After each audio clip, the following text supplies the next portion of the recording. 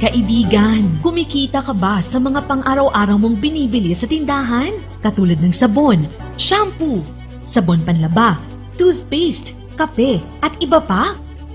Hindi, di ba? Gusto mo bang kumita habang bumibili ng mga ginagamit mo araw-araw? Welcome to DLC Philippines Share Economy Incorporated, ang tindahan ng bayan.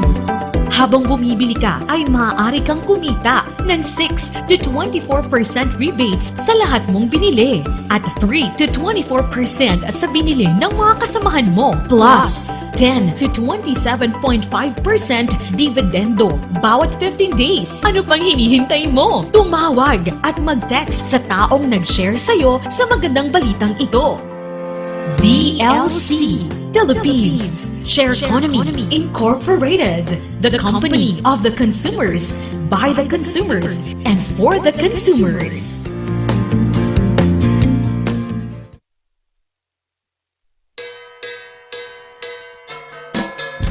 May kayong padasen, itinaimas, Ken, Sweet Strawberry Products, Ijay, Mel, Pasalubong Center, Adaiti, Special Strawberry Preserve, Special Strawberry Jam, Fresh Strawberries, Fresh Strawberry Salad, Yanadapay, iti Pure Red Wines, Bugnay and Cherry, made in Bauco, Mountain Province, Mel, Pasalubong Center, Sangwanan, welcome to Strawberry Farm, KM6, Latrinidad, Benguet, Ijay lang last gate of Benguet State University, Mabalinpay nga agpa-deliver. Ag-text when tumawag lang 0938-627-9392. Ken 0956-419-7704. Mel, Pasalubong Center. Hey, madalas ka bang pagod dahil sa trabaho? Baka naman wala ka ng oras para sa labing-labing kay misis. Bakit di mo subukan ang Toro Capsule? Ito ay natural. May pinagsamang bitamina, mineral at herbal. Aprobado ng FDA. Hindi masakit sa ulo. Walang pamumula ng mata. At ang Toro Capsule ay pampatagal at pampalakas. Toro Capsule, tagal at lakas na di umatras.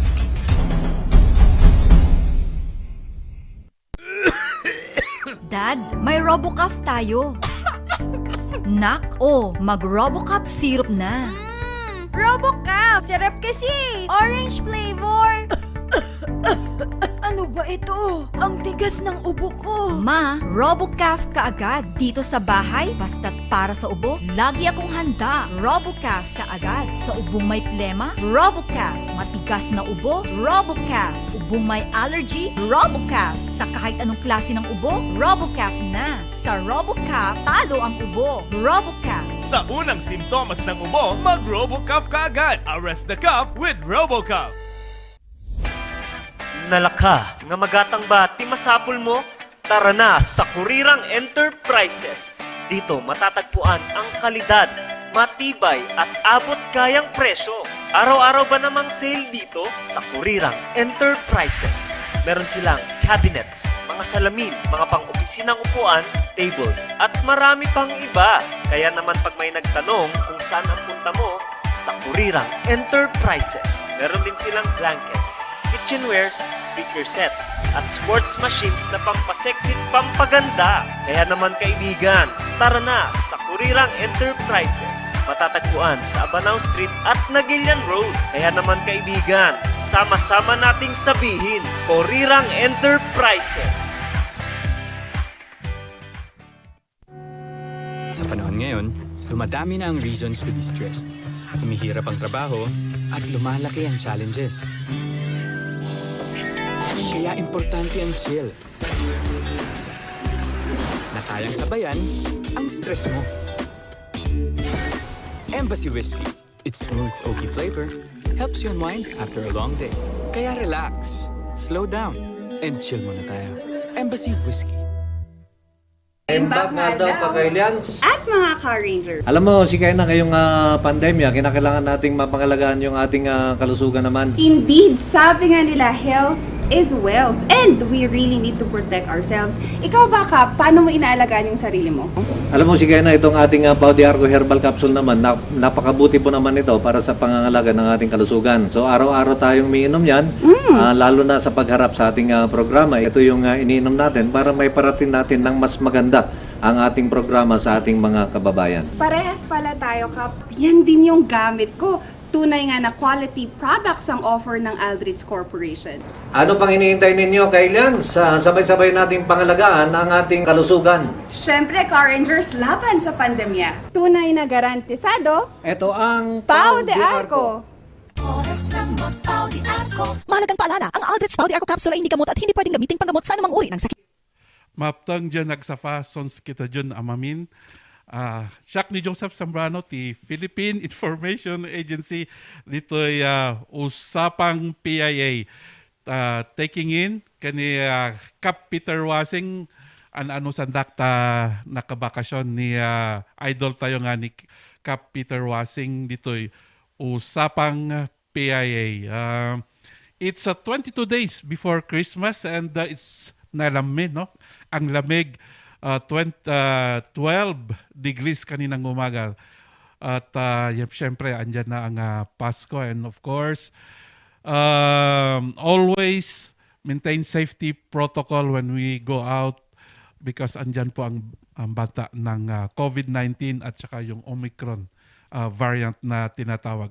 We're very fortunate to have our guest for today. Dalawa po ang guest natin ngayong araw na to. Ang una, si Arvin Molintas ng Mandeco, Quito. And the second part will be Michelle Dominic Garcia from the City Health Office to talk about the AIDS Watch Council at saka yung World AIDS Day this December. So again, sa mga taga-subaybay ni Kap Peter Wasing, nagbabakasyon lang po, nagpapahinga. Pansamantala, ako po muna, Joseph ng PIA para sa Usapang PIA. Pabatiin natin ang ating panauhin, si Arvin Molintas. Siya po magre-represent ng, ano ba itong Mandeco, Quito.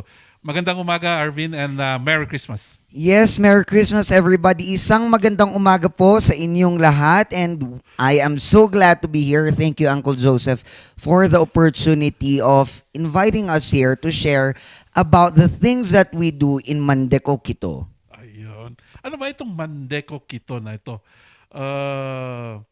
Ibaloy term ba ito? At what is this Mandeco, Quito all about?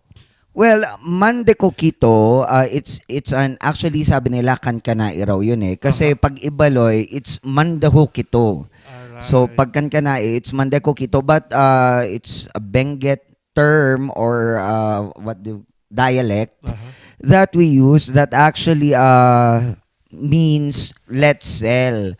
Mandeco Quito is an event that we did since 2020, our first edition, to help our local crafters bounce back from the economic backlash of the COVID-19 pandemic. All right. And this is also part of the Ibag-Il Festival. Correct, Uncle Joseph. This is part of the Ibag-Il Festival. Since last year, it has been a very special feature of the Ibag-Il Festival, and we do our reports not only to the city but also to the UNESCO Creative Cities Network. All right. And then this Mandeco Quito is happening right now where and until when? Tsaka ano ba ang nakikita dito? Anong mga binebenta na sinabi mo nga let's sell ang Mandeco Quito. Right. We've opened 2 weeks ago. We are having our 4th run at the Berkeley School doon po sa may Navy base. Tabi lang po ito ng Hyundai. Tapos marami kayong makikita dito. The premium locally produced products could be found there na most of them are only seen online pero ngayon you can see all of them there, and we have a lot of features this year kasi every edition ng Mandikokito meron tayong bago. Nung huli nagdagdag tayong baskers which we still have until now. Traditional tattoo by Amin at Chaur is there by schedule. So pwede magpatato? Yes, pwede Ano magpatato. yung mga schedule ng mga tattoo artist natin? Yung schedule kasi kung merong interested, what we do is that we get their numbers tapos inaayos namin kasi ang schedule natin ng Mandikokito at Berkeley is Friday, Saturday, Sunday, and Monday. But this coming December week, we will be closed kasi kailangan namin mag-ayos ulit doon. But the Mandikokito will be running until December 13. Wow. December 13, hindi pa diretso kasi darating ang mga bisita natin din hanggang Christmas at magbabakasyon. Bakit hanggang December 13 lang? Limited lang tayo. Of course, we need to follow protocols from other line agencies. Kaya hanggang December 13. At saka, syempre, para naman natin na hindi basta-basta yung ginagawa nating program. Okay. Ano ang mga, I asked you a while ago, ano yung mga binebenta? What are these products na pwedeng, halimbawa ako, o kaya si Michelle, o kaya si Rain, kung pupunta doon, ano ang pwede mong ma-entice para pumunta doon sa Berkeley at bumili? Well, right now we have more than 50 crafters with 44 stalls. Marami yung mga candles, textiles, wood art, t-shirts na gawa ng mga artists which are all limited editions and more. We also have food there na yung mga smoked meat, kiniing na mga premium products natin that could be found here in the region of the Cordillera, not only in Baguio. Tapos we also have parang a guest shop from Pangasinan. May kiniing. May kiniing. Tapos may nagbebenta ng food. Yes, meron. Kaya may enjoy nila. Kaya while they are shopping yung non-food products, pag nagutom sila, they can stay there, eat there. We have a place for them and we have live performances for them. All right. This weekend, for sure, maraming bibisita, no? May mga bisita tayo from the lowlands. So, pero tayo napapanood ngayon online, globally. So, nakikita ko yung face mask mo yan. Meron bang binebentang ganyan? Yes, meron pong ganito. This face mask is from Abra of Revival Indigo, natural dye. So doon pwede silang bumili ng ganito. We also have weaves from Mountain Province. Of course, Nardas is there. Easter Weaving is there. Right. Yung mga premium brands natin na nagwi-weave talaga. So kung sila, mga patron of the arts and culture, doon they can go there and shop what they want. Malapit na ang Pasko. Siyempre, bibigyan mo ako ng gift. Siyempre naman. Pwede na bang pagpunta ng isang mamimili, parang yung mga bibili siya para sa giveaway, marami ba siyang makikitang ganon? Marami silang makikita doon for giveaways. Aside from giveaways, they could actually get the numbers. That's what we're doing. That's why we are staging the physical activity ng Mandikokito. Right. For them to meet the crafters, to know their stories, and to get their numbers na para kahit walang Mandikokito, kasi ang susunod is June na, tapos November again next year, they can actually order and design items na kung kakayanin ng crafters, pwede nilang gawin yun. Tama, no? This is one way really of helping our crafters at saka mga artists natin. Kasi apektado sila nung lockdown and pandemic, Arvin. Yes, actually that's very true.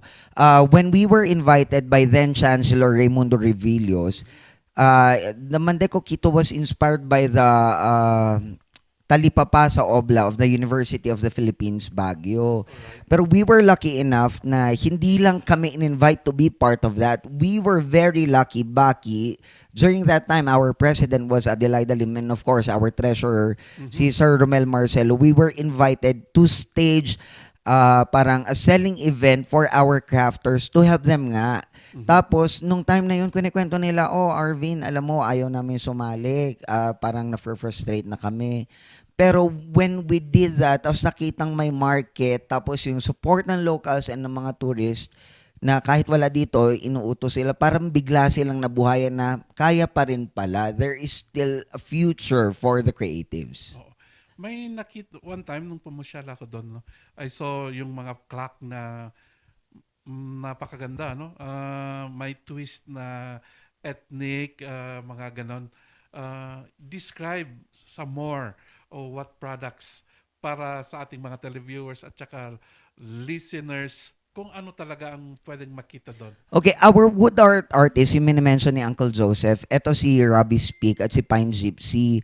So they do their items na sila mismo yung nagde-design, which is very unique. So it's a masterpiece on its own and it's not that expensive. The clocks are unique, hindi siya mass-produced. And here's a thing that I could share. Si Robbie Speak, siya ang gumawa ngayon ng natin, nung star doon sa Christmas tree and yung ibang lanterns na on display. So imagine how good these people are. Ito yung mga sample ng mga tao na nandoon. And yung iba na furniture sa Impakabsat, katulad ng Layad and other shops, si Knitting Expedition, andun sila sa Mandeco, Quito. Alright. This is the 4th year. Second year. Kumusta comparing yung second year ninyo sa Mandeco, Quito? Nag-break even ba kayo? Okay ba ang sales? When you're starting, there are birth pains. But sinasabi mo, marami nang pumupunta doon kung kahit na andun sa may Berkeley, sa may Navy base.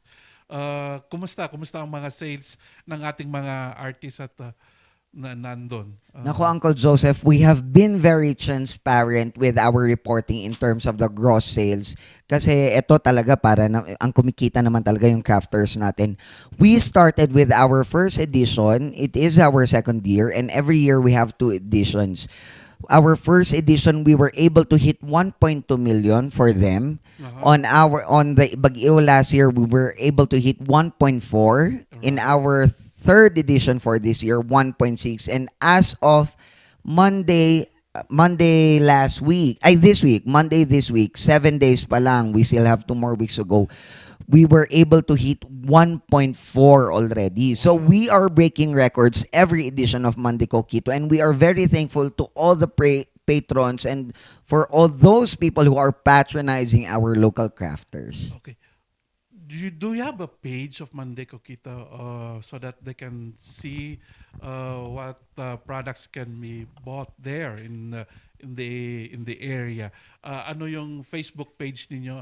I know there are also people out there, no, sa abroad who will see and how can they order if they see a product na gustong-gusto nila. Actually, we have a page. Our page is Mandeco Quito. You can also check out the items we also post at Baki. The Baguio Creative City is also posting about Mandeco Quito. But we do not do online selling kasi ayaw namin na silang kalabanin. So, ang ginagawa namin is that we give them the name of the shop and endorse them to the page of our crafters kasi para sa kanila na dumiretso. Tsaka yung programa naman na ito ay para sa kanila talaga. Alright. As of now, ilan ang mga participants ninyo doon? Excuse me. As I mentioned earlier, we already have more than 50 crafters who have joined this year's edition. But we only have I think at around 43 to 44 tables. So pinag-fit in lang namin sila kasi hindi rin namin in-expect na ganun karami yung sasali at gusto pang sumali. So, when are you going to stage the next Mandeco Quito? Kasi dumadami ang participants. You need a bigger space. Do they need reservations? Napakaganda kasi yung Berkeley. They have parking space, open air. Diba? So, you're also observing safety protocol.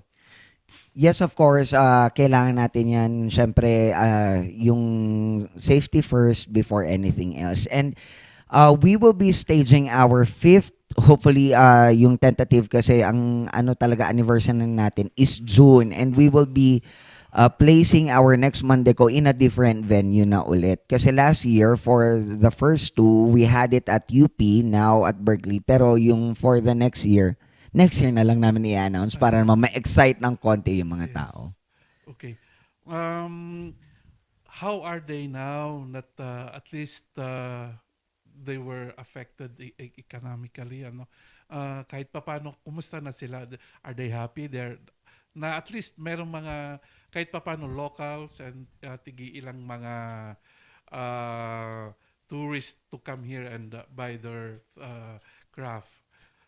Nako, Uncle Joseph, we from the Baguio Arts and Crafts Collectives Incorporated with our now President, former Chancellor, Dr. Raimundo Ruvillos, of course, with all our board of directors, Adelaida Lim, Divina Bautista, Egay Navalta, Romel Marcelo, and Carl Taawan, we are very happy na ang daming nagawa ng Mandeco Quito. It opened doors of opportunities. I won't mention the name of the establishments, but we have two major malls here in Baguio that opened their doors for our crafters. One half of the department store is already selling local products. The other one, they are continuously staging local crafts events and yung pati art events na inopen na nila, naglagay na sila ng slot doon sa area nila. So that's one big thing na we are very proud of. We have one organization born out of Mandeco Quito that has now more than 40 crafters and manufacturers. Kaya proud na proud kami na nagawa namin yon, nakatulong tayo, meron tayong venue not only for training them but also for actually helping them sell their products. Okay, invite them. So, yung ating mga nanonood at nakikinig ngayon, invite them to Mandeco Quito happening at Berkeley School. Okay, thank you Uncle Joseph for that. We are inviting everybody, please come and shop at Mandeco Quito. Support our local crafters kasi sino ba naman ang magtutulungan kung hindi tayo lang. And you know what, if you are from Baguio na akala nyo, ay, ganito pala yung mas maganda na kayo mismo, supportahan natin yung atin bago pa yung mga turista natin. And to our tourists, maraming salamat for appreciating the products of our local crafters because in a way, you are also appreciating our culture and heritage. Kami mga taga Cordillera. So please do come at Berkeley School sa may Navy base po ito. We are open today except this coming Monday, December 6 and until December 13, Friday, Saturday, Sunday and Monday next week. So puntahan niyo po kami and we promise hindi kayo magsisisi sa lahat na makikita nyo at mabibili nyo. And we also have a lot of features there. We have VV Stop, a working space for kids. So you need to be there. Kung meron kayong mga anak, you can shop, you can leave them there and they can enjoy. You can eat there with your family and friends. So please do come and support local. Maraming salamat po. Maganda talaga. As I made mention, pwedeng yung mga pang-gift talaga, no? And for sure, ma-appreciate yung pagbibigyan ninyo. It opens until what time? And then closes at what time? Yeah, I'm sorry, I forgot to mention that. We are open at 10 a.m. and we close at 5 p.m. So please do come and join us there. All right, thank you so much. And mabuhay ang Mandeco. Thank you so much, Arvin. Maraming salamat, Uncle Joseph. At mabuhay po ang mga manlilikhang taga Baguio. Maraming salamat po sa inyo lahat. All right. That's Arvin Molintas of Mandeco Quito, our first guest. Ang una nating guest kasi mamaya may second guest tayo. Pag-uusapan naman natin ang Age Watch Council at ang World AIDS Day. Samantala, we have a public service here. After this, magko-commercial tayo. But this may importanteng public service tayo dito. Good morning. Favor po, Lolo Idol Taxi, sumakay po sila sa lampas ng Shell KM4 going to SLU Hospital around 7:30 p.m. Xiaomi 10 po, baka sakali po may napansin si Manong driver. Sir, salamat. Yung number po ng pwedeng i-contact is 0909-809-3194. So again po, nakikiusap po si Lolo Idol Taxi po. Sila sumakay lampas ng KM4 going to SLU Hospital ng 7:30 PM. Baka may naiwan po, so paki-soli na lang sa 0909-809-3184. Maraming salamat. Mag-break po tayo at ang ating next guest is from the City Health Office, si Michelle Dominic Garcia. Kaibigan, kumikita ka ba sa mga pang-araw-araw mong binibili sa tindahan? Katulad ng sabon, shampoo, sabon panlaba, toothpaste, kape, at iba pa? Hindi, di ba? Gusto mo bang kumita habang bumibili ng mga ginagamit mo araw-araw? Welcome to DLC, Philippines Share Economy Incorporated, ang tindahan ng bayan. Habang bumibili ka ay maaari kang kumita ng 6 to 24% rebates sa lahat mong binili at 3 to 24% sa binili ng mga kasamahan mo, plus 10 to 27.5% dividendo bawat 15 days. Ano pang hinihintay mo? Tumawag at mag-text sa taong nag-share sa'yo sa magandang balitang ito. DLC Philippines Share Economy Incorporated, the company of the consumers, by the consumers, and for the consumers.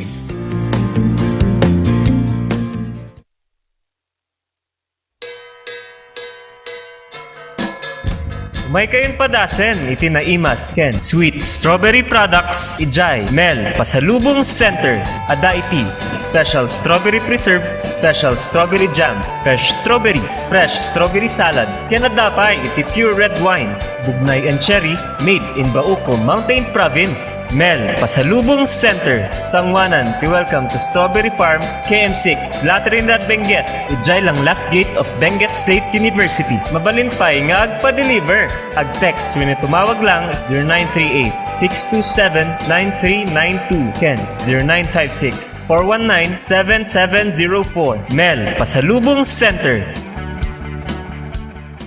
Hey, madalas ka bang pagod dahil sa trabaho? Baka naman wala ka ng oras para sa labing-labing kay misis. Bakit di mo subukan ang Toro Capsule? Ito ay natural. May pinagsamang vitamina, mineral at herbal. Aprobado ng FDA. Hindi nasakit sa ulo. Walang pamumula ng mata. At ang Toro Capsule ay pampatagal at pampalakas. Toro Capsule, tagal at lakas na di umatras.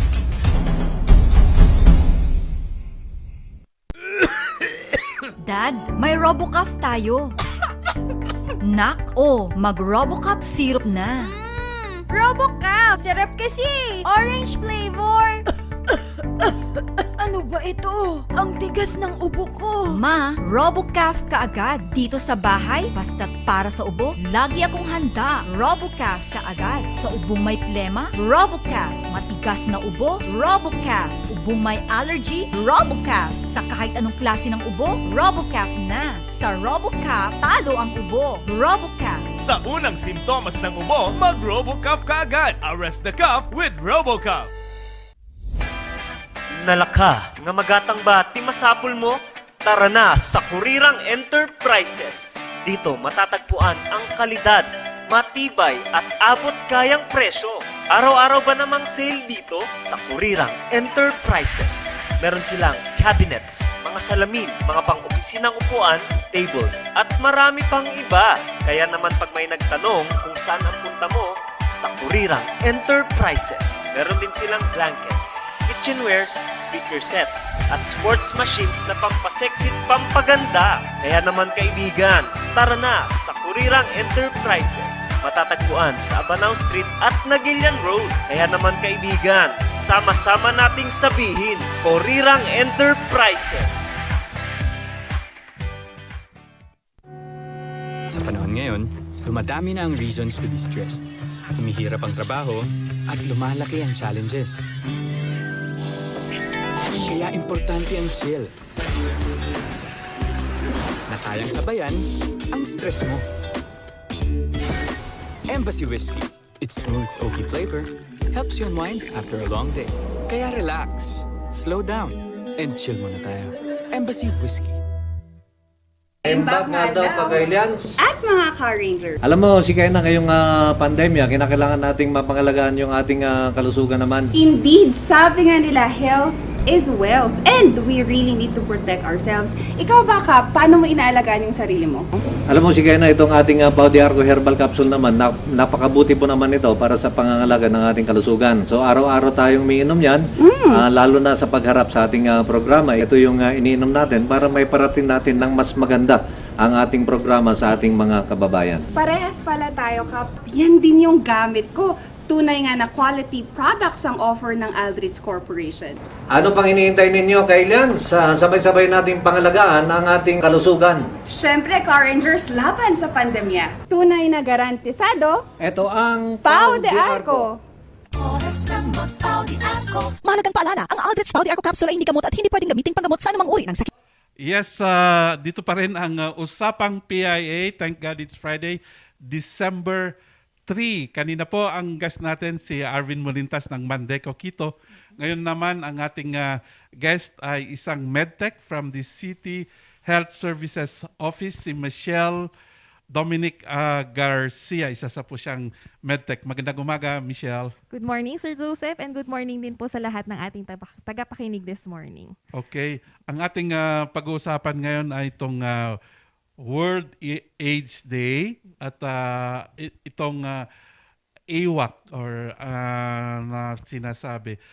Ano ba itong AWAC na grupong ito, Michelle? Okay, sir. So una po, magpapasalamat po muna ako sa PIA sa pagkakataon na binigay sa Health Services Office para ma-discuss ang World AIDS Day at ang AWAC. So ang AWAC po, ito po ay tinatawag na AIDS Watch Council. So ito po ang sole local coordinating council ng Baguio City na na-establish noong 1980s pa pero na-institutionalize lang noong 2007. So ito po ang local na counterpart ng ating syudad sa mga localities natin na nagpo-provide ng activities, ng programs for our HIV patients. So actually po, meron pong proposed local ordinance ngayon na still under review ng ating mga councilors, primarily authored by Councilor Orcales, co-authored by Councilor Joel Alangsab, para po ma-update ang ating Local AIDS Coordinating Council dahil meron na po tayong bagong batas for HIV, ang RA 11166. So gagawin lang po natin siyang mas comprehensive at mas nag-adapt na sa ating bagong batas. So technically po, ito pong AIDS Watch Council natin headed by Miss Marlene De Castro will eventually be improved and it will eventually cater to the needs of our patients na medyo mas dumadami po kasi sa ngayon. So, mag-i-improve ang ating services, mas magiging maganda ang ating support system for our HIV patients. Sino yung mga members ng AIDS Watch Council dito sa Baguio, Michelle? Apo. So for our initially established AIDS Watch Council, we have different groups representing now the different members in the city. So kasama po dyan ang PAMET, kasama dyan ang BCYA, kasama din po ang ating mga faith-based organizations who are supporting. But primarily, ang Reproductive Health and Wellness Center ng HSO, we are also the secretariat bilang kami po ang main service delivery arm ng LGU Baguio for our HIV patients. Alright. HIV. Ngayon, itong sineselebrate natin every December, yes. Commemoration. Yes. Naalala natin itong World AIDS Day. Ano ba ito at saka ano ba itong AIDS na sakit na ito? Michelle. Sige po. So, ang ating World AIDS Day, ito po ay isang internationally recognized event na nagsa-celebrate sa mga efforts na ating ginagawa para sa ating mga HIV patients. Ito rin po ang araw kung saan tayo ay nag-raise ng awareness about HIV, about AIDS, about helping people, and about how we would reduce stigma and discrimination to our clients. So, every December 1 po, we celebrate World AIDS Day to recognize the efforts given by the government, by the public, and the private communities helping our clients. So ano ba kasi si HIV o si AIDS? HIV, naririnig na po siguro natin, no? Medyo sikat siyang term dahil madalas kinakatakutan ng mga tao kasi dati, pag sinabing HIV, parang automatic, you have a death sentence, kumbaga. Pero actually ngayon, with the improvements in science and in medicine, HIV is already a treatable disease. Treatable, not curable. Anong pinagkaiba ng treatable at curable? Si HIV, hindi pa rin po natatanggal sa sistema. Once na na-infect ka ng HIV, nandun na siya sa sistema mo. Pero meron na po tayong mga gamot ngayon na nakakapag-manage or natitreat natin at a certain level ng HIV na wala na siya nagiging epekto sa ating katawan. Kumbaga, nandun na lang siyang umiikot sa ating sistema pero wala na siyang nagiging negative impact sa ating mga pasyenteng nagpo-positibo sa HIV. So si HIV o Human Immunodeficiency Virus, isa siyang mikrobyo na inaatake ang ating immune system, ang ating resistensya. Pag tayo ay natamaan ng HIV, nagiging prone tayo sa iba-ibang impeksyon tulad ng tuberculosis, tulad ng COVID ngayon, tulad ng pneumonia at iba-iba pang sakit. Pag ang HIV ay hindi naagapan, napabayaan at lumala, aabot na ito sa AIDS o tinatawag nating Acquired Immunodeficiency Syndrome. Ito na po ang last stage ng HIV infection na sobrang bagsak na ng resistensya ng isang tao na ang dali na niyang makapitan ng sakit at mahirap na siyang habulin, kumbaga, pagdating sa gamutan. Pero yun po, kaya ini-encourage namin ang ating mga key populations na magpa-test at huwag paabutin na nasa late stage na bago tayo magpapa-check up. Alright. So, HIV, yun ang unang, kung ikaw ay na-infected, tapos sinabi mo treatable, kailangan malakas ang immune system mo, may mga pagkain, yung pagkain, yung healthy lifestyle, tsaka may mga gamot. Pero pag pinabayaan mo ang sarili mo, it will go to a full-blown AIDS na hindi na treatable, hindi na... Kaya pa naman pong habulin, pero mas mahirap na as compared to early stages po. Alright. Ngayon, Michelle, paano nakukuha ang isang tao ang HIV? Okay po.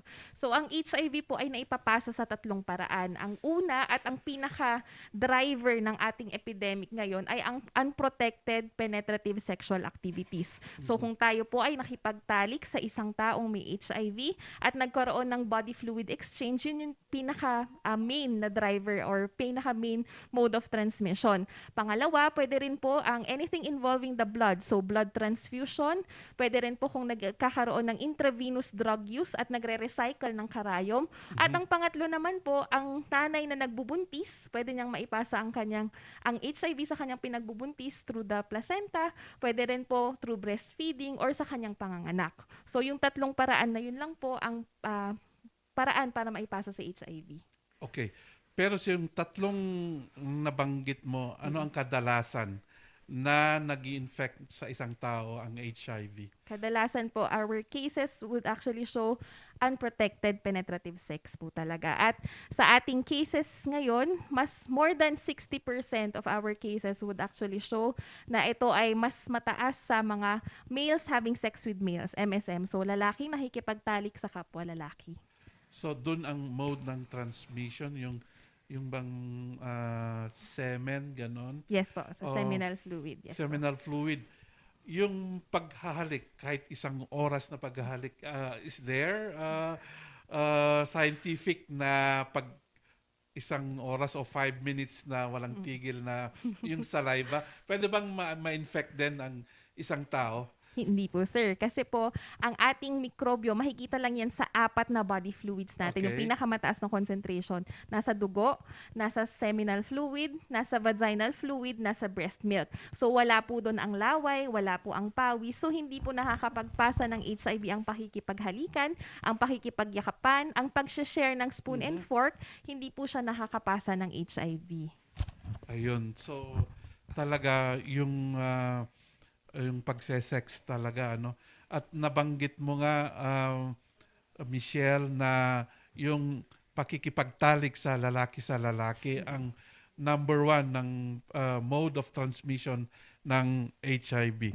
Yes po, sir. So, yun po kadalasan na nakikita nating cases, no? Even in the local cases here in Baguio, yun po yung pinakamataas nating cases sa ngayon. So, from 1984 to September of this year, meron pong recorded na 469 cases ng HIV. Dito lamang po. Ilan? 469, sir, for Baguio Okay. City alone. So, yun po yung ating mga tinitingnan, binabantayan at the moment dahil itong mga cases na to, ang basis po ng DOH sa pag-report na ito ay Baguio case is on the basis of residents, permanent residents. Pero alam po natin na ang Baguio City, melting pot po tayo ng mga estudyante, ng mga nagtatrabaho. So, kahit na 469 ang recorded cases dito sa Baguio lamang, hindi natin masasabi na yun ang actual na number ng mga HIV patients na nandito ngayon sa Baguio. Alright. Dahil kadalasan, marami rin tayong natetest na mga nandito lang para magtrabaho, para mag-aral, pero ang permanent residence nila sa ibang lugar. So, nare-record sila sa kanilang permanent residence. Yung 400 plus na yun, Michelle, full-blown AIDS yun. Not necessarily naman po, sir. Meron at meron naman yung mga HIV infections na starting pa lang. HIV. Ilan ang lalaki doon? For our males po, we have 439 out of the 469 na cases Ang natin. dami. Ano? So, Yes po. ang carrier na ngayon na mas marami ay mga kalalakihan. Yes po, sir. Ito ba, is it okay to mention that these are gays? Kasi sabi mo, men having sex with men or MSM, o mga lalaki nakikipagtalik sa mga lalaki unprotected, doon siguro yung transmission, ano? Yes po, sir. Opo. Oo. Pag titingnan po natin yung sa ating SOGI, sa ating pagiging gender-bread person, most of them would be gays, some are bisexual, some are transgender women, but we also have heterosexual men who choose to engage in having sex with males kasi kailangan sa trabaho. Parang medyo complex po kasi pag titingnan natin ang SOGI na ang pananaw niya siya ay lalaki, pinanganak siyang lalaki, nagkakagusto siya sa babae. Pero dahil sa trabaho niya, kinakailangan niyang makipagtalik sa kapwa lalaki. Ito po ay isang realidad na nakikita natin sa field dito sa Baguio at sa iba pang lugar. Yun ang parang yun ang hanap buhay niya, parang Yes, sinasabi mo na kailangan may asawa siya or may girlfriend siya, pero kailangan niyang kumita. Yes. At nakikipagtalik siya sa mga lalaki for a fee. Yes po. Oo. May text dito si Cap Peter. Ano ang symptoms nito, partner, pag na-infect ka? Ano na yung mga okay symptoms? HIV at saka AIDS. Okay po. Very complex po ang HIV infection, no? Hindi siya katulad ng ibang sakit na pag meron ka nitong sintomas na to, may isip ka agad, ito COVID. Nawalan ka ng panlasa, pang amoy, pwedeng COVID to. Pagdating sa HIV, very non-specific po ang symptoms. Ibig sabihin ng non-specific, pwede siyang mag-manifest na para kang nagkaroon lang ng trangkaso. Para kang nilagnat lang ng isang araw pero nawawala din. Yun po yung initial na infection ng HIV. So, pwedeng lagnatin, magkaroon ng rashes, magbukol-bukol ang ating mga lymph nodes. So, yung mga kulani na tinatawag, pwede ring mga yayat. Pero ito po kasi, hindi siya bigla ang nangyayari na in a matter of 2 weeks makikita mo yung sintomas. Matagal pong proseso yan kasi si HIV, ang inaatake niya ang ating resistensya. Hindi siya tulad ng ibang sakit na may isang parte ng katawan ng organ natin na sinisira, kaya nagkakaroon ng sintomas. So pag nagkaroon tayo, inatake ang ating resistensya at humina ang ating resistensya, mas nagiging prone sa infection. Yun yung nagiging problema sa AIDS natin. Pag mahina ang resistensya, yun lang kasi ang kayang gawin actually ng HIV sa katawan. Hindi niya kayang pumatay ng tao, hindi niya kayang sumira ng ating mga internal organs. Ang kaya niya lang gawin, papahinain ang iyong resistensya para mas madali kang kapitan ng sakit. Ngayon, pag kinapitan ka ng ibang sakit, dun na nagkakaroon ng problema at komplikasyon. Kunwari ang isang tao sa sobrang hina ng resistensya niya, kinapitan ng TB. Maliban sa TB, kinapitan ng COVID, kinapitan pa ng ibang type ng pneumonia. So, dun po nagkakaproblema. So, with regards to the symptoms ng HIV, wala pong specific na symptoms. Pero pwede po tayong magkaroon ng initial na mga sintomas na parang trangkaso. Flu-like symptoms lang siya na nasabayan ng pangangayayat at nasabayan ng paglaki ng mga kulani. So, pero hindi po kasi lahat ng tao nagkakaroon ng ganong sintomas, lalo na kung malakas talaga naturally ang iyong sistema. Maraming salamat. Ang oras po natin, 10:57. Kung gusto niyo pong mag-text o magtanong kay Michelle, mag-text po kayo 0917-543-2112. 0917-543-2112. At kanina po, yung nagpapapublic service, i-correct po natin yung cellphone na pwede yung taxi na yan, yung may-ari, ang phone number niya is 0909-809-3194. Yung kanina po. Maraming salamat po. Sana may balik. Okay. Alam mo, nakakalungkot na dumarami, Michelle, at saka paano yung responsibilidad na nakikipagtalik sila? Alam ba nila na may AIDS sila tapos makikipagtalik? Yung responsibility para hindi ito may spread. Alam ba nila o hindi na sila infected ng HIV or full-blown AIDS? Meron at meron pong iba na alam nila ang kanilang HIV status, ngunit pinipili pa rin makipagtalik sa iba.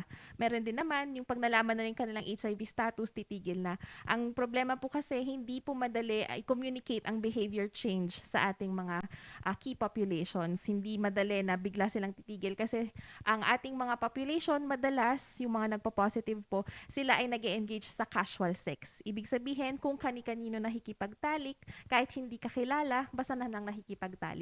So, minsan nakikita nila or nakakahanap sila ng partners online. Meron mga apps, meron sa Twitter, sa Grindr. Itong mga apps na to ang nagbibigay sa kanila ng mas mabilis na access sa mga partners na pwede nilang makatalik lang at the next day nakalimutan na nila kung sino yon. Yun yung mga nagiging problema. So, yun yung mga trends ng cases natin ngayon na kadalasan wala silang definite na partner. Mas madalas casual ang kanilang encounters. Paano maprotektahan ang isang kung very sexual active ka, ano ang dapat mong gawin kung hindi mo talaga mapigilan? Siyempre, ang parati nating ina-advocate ay iwasan natin yung sexual activities kasi yun yung the best way para tayo maprotektahan. Pero kung sakaling hindi man maprotektahan ng sarili, ang susunod natin dyan ay paggamit ng condom. So, correct and consistent use of condoms at pagiging responsable sa ating mga sexual activities. Sa ngayon po, meron na rin tayong tinatawag na PrEP, Pre-Exposure Prophylaxis. Hindi pa po siya nalalaunch dito sa Baguio, pero eventually, hopefully in the next years, magsa-start na siya. Ito po ay isang type ng gamutan na tinitake para ma-prevent ang pagpasa or ang pagpadami ng HIV sa ating katawan para hindi tayo mahahawa. Pero ito po ay isang project pa lang ng DOH at ng Philippine Shell Foundation at ng Love Yourself, I think. So hopefully po in the coming years, may establish yun dito sa Baguio. Alright. Dumarami na ang ating mga texters, Michelle. Ang oras po natin is 11:01. May question ito. Itong ating mga night workers na ma-monitor ba natin? May mga health permit ba sila? Ayan, opo, magandang topic yan. Kasi simula po nung nag-COVID, nung nag-lockdown, they are actually not allowed to operate as bars, as massage clinics sa totoo lang. Kaya na-stop po yung pag-issue natin ng pink cards, ng blue cards, kasi hindi po dapat sila allowed to operate. Pero eventually po, nung pinayagan sila, nag-convert yung karamihan ng ating mga entertainment establishments to resto bars. So eventually, they were able to operate and hindi na po kami ang nakaka-monitor sa kanila kasi ang kanilang health certificates nagiging food handlers na hindi na as entertainers. So hopefully, we will be able to regain, mabalik natin yung pag-monitor sa kanila using these health certificates, mga pink cards, mga blue cards, para ma-monitor natin kasi ayan. What's the difference? Pink card is For the blue females card. po. Sige, Okay. ipaki-explain nga. Ayan, sige po. Kasi pag pumunta ako sa Wild West Restaurant dito sa Bukaw Yes. tatanungin ko si Cap Peter Wasing, may blue card ka ba? May green, may yellow card ka ba? Sige po. So, ang mga services po sa health center, kasi sa health services office, tayo ang nagbibigay ng mga health cards para sa ating mga workers dito sa Baguio. Ang yellow cards po natin, that is under the Sanitation Department of HSO, binibigay yan para sa mga food handlers, mga nagsiserve ng pagkain, nagsiserve ng alak. Kami po sa Reproductive Health and Wellness Center, ang may toka ng pagbigay ng health cards sa ating entertainers at massage attendants. Pink card para sa mga babae, blue card para sa mga lalaking entertainers. And these cards are given only pag nakakomply sila sa mga medical.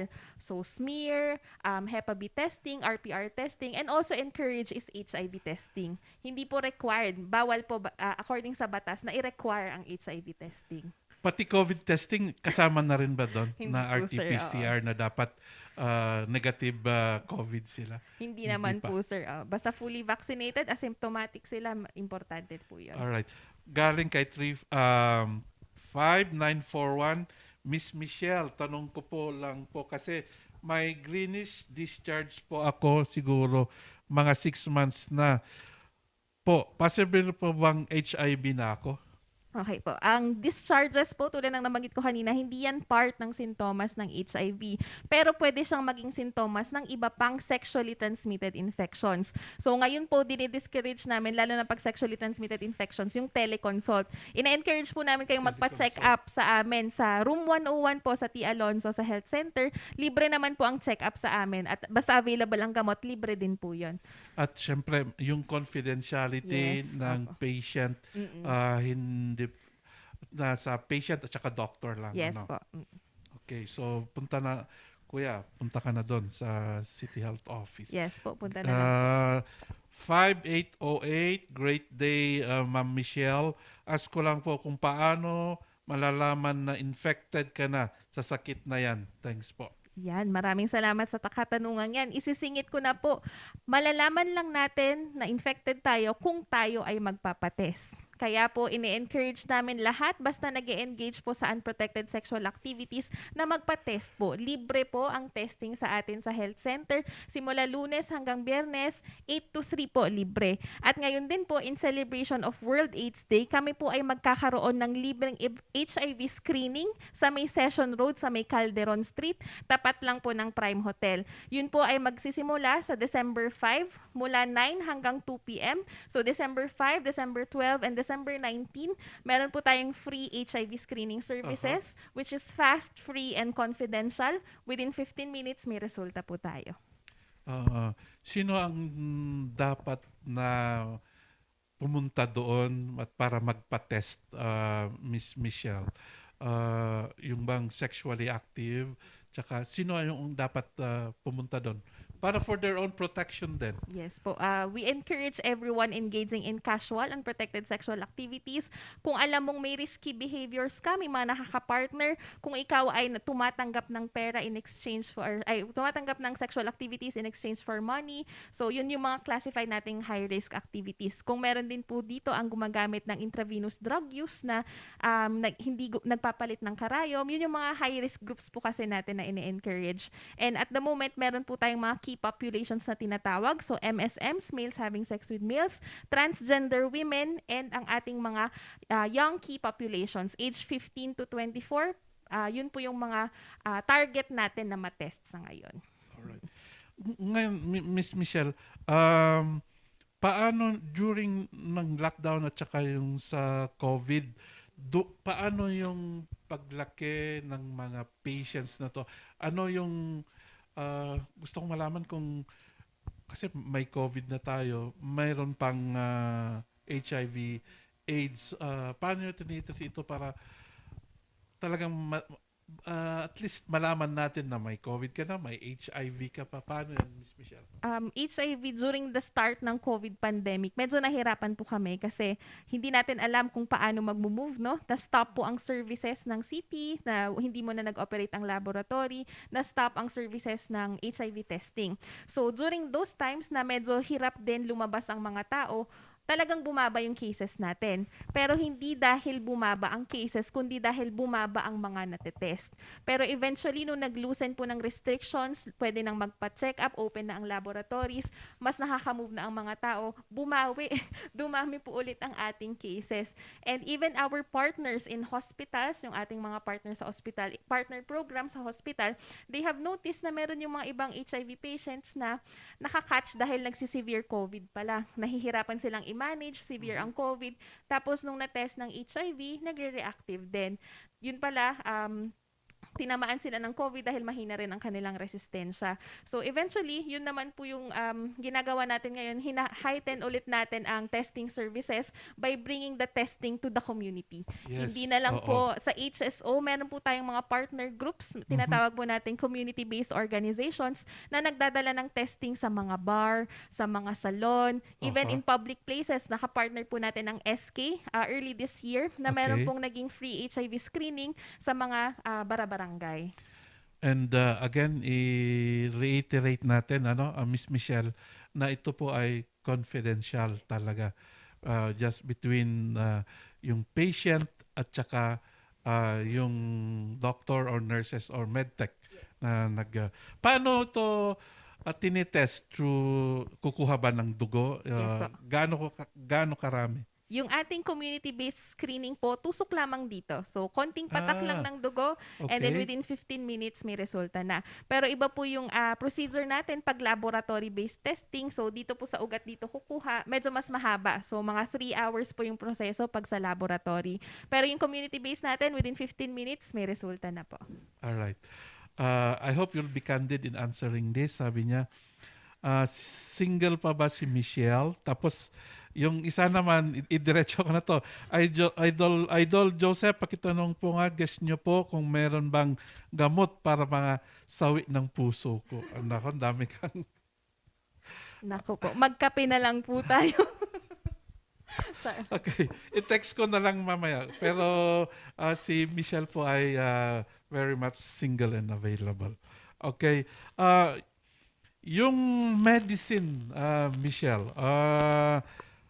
binibigay ba ito ng gobyerno? Paano ang support naman ng ating gobyerno sa may masakit na HIV at saka AIDS? Nagkakandak din, sige yun muna, tsaka nagkakandak ba kayo ng forum para yung responsibility, they should be responsible, they should know na hindi na sila makikipag-sex o kaya dapat protected.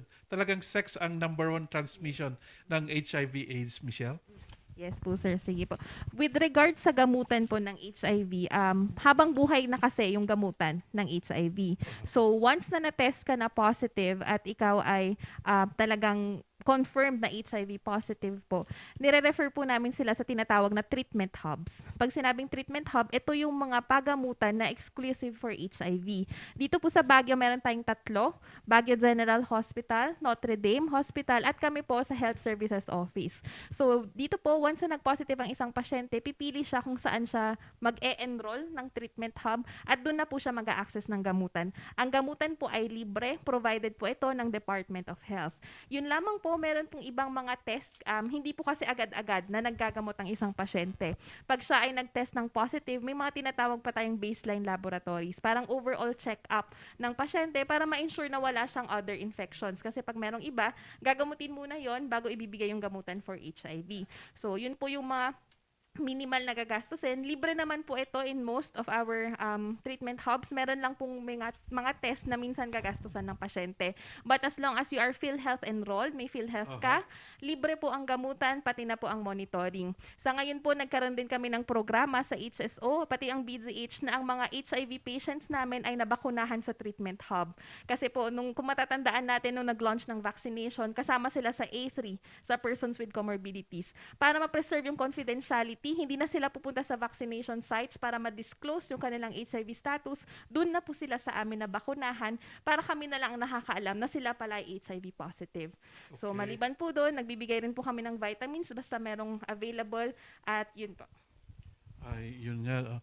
Sana sa mga nakikinig, let's be responsible. Magpabakuna na rin kayo. Ano pa ang pwede mong i-share sa atin? Ang oras po natin ay 11:12. May 3 minutes pa tayo para kay Michelle. Mag-text kayo, baka may maihahabol kayo. Michelle, ano pa ang pwede natin mo pang i-share para sa amin? Sige po. Ine-encourage din po namin, maliban sa mga nabanggit ko, ine-encourage din po namin ang HIV testing para sa mga buntis. Actually, may ibang hospital po na nag-check kung na-test muna si buntis pag although hindi naman po ito requirement, no, pero highly encourage ang HIV testing para sa mga buntis kasi meron din po tayong cases ng mga nanay na nakakapagpasa ng HIV sa kanilang babies. So kahit na wala po tayong mga naging unprotected sexual activities or mga casual na mga activities na medyo high risk, we still encourage pregnant women to get tested po. Alright. May humabol.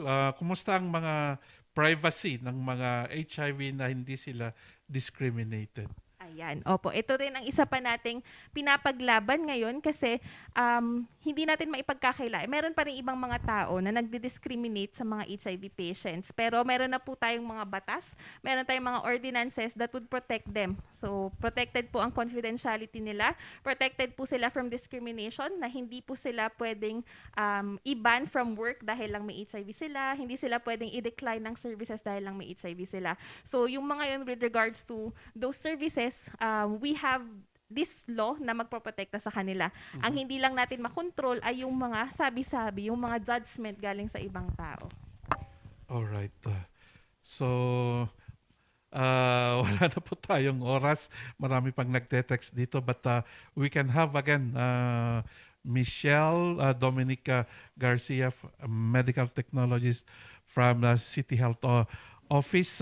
Again, invite mo ang ating mga nakikinig, nanonood na magpa-test at saka yung relate natin yung mga programa, upcoming programs, Michelle. Yes po. For our upcoming programs po for World AIDS Day celebration, kami po ay magkakaroon ng ribbon cutting for poster display sa City Hall para po maipresent ang ating mga information and education campaign sa City Hall. This will be on Monday, December 6, 9 a.m. sa City Hall. And we will also be having a Bonjing Talks HIV Forum this December 6 at 2 p.m. So to be announced po, pero it will be telecast live sa Facebook din. Hindi ko pa sure kung under PIO po siya or under our Facebook page. And also, we would like to invite you to participate in our fast, free, and confidential HIV screening this coming Sundays, December 5, December 12, and December 19 sa Calderon Street, Session Road, in between lang po ng Sky World and ng Prime Hotel. So, wag po kayong mag-alala. Ito po ay mabilisan lang, confidential, at libre para sa inyong mga nais magpa-test. Mamimigay rin po kami ng mga commodities tulad ng lubricants at condom at ng mga flyers, IECs, para kung may mga curious pa po, hindi na satisfy ang kanilang mga katanungan, pwede nyo po kaming bisitahin sa Sunday. Yan. Alright. Okay, yan po si Michelle Garcia ng City Health Office at napag-usapan po natin. Sana may natutunan tayo ngayon, especially ang nakakatakot dyan, yung men having sex with men, tapos yung blood transfusion, yung mother na transmit buntis, na transmit niya sa kanyang anak, sa kanyang baby. So mag-ingat po tayo, andyan po ng banta ng COVID, pero andyan din ang HIV AIDS. Maraming salamat, Michelle. Pakumustahan mo kami kay na Dr. Cel, kay Ma'am Winigal po. Maraming salamat sa serbisyo ninyo ng mga ating mga frontliners ng City Health Services Office. Na-miss po natin si Cap Peter Wasing nagpapahinga. By next week, malakas na po siya. At siya na po ang magiging regular, babalik siya, magtatrabaho sa... But every Friday, andito po ang Usapang PIA. Ako po si Joseph Zambrano ng Philippine Information Agency. Maraming salamat sa RNG. Maraming salamat sa Z-Radio at kay Cap Peter Wasing at saka kay Dobby de Guzman. Hanggang sa susunod na Biyernes, keep safe po. Happy weekend. God bless.